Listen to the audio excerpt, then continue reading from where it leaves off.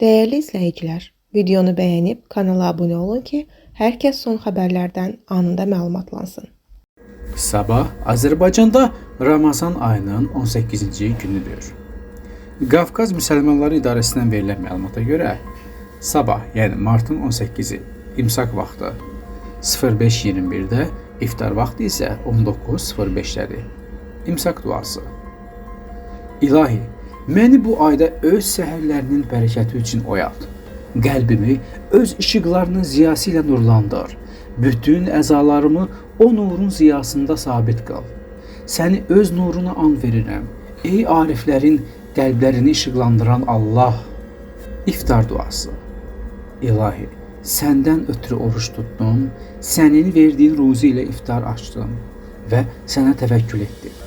Bağışlayan və mehriban Allahın adı ilə. Ey hüdudsuz bağışlama sahibi, mənim günahlarımı bağışla. Allah orucunuzu qəbul etsin.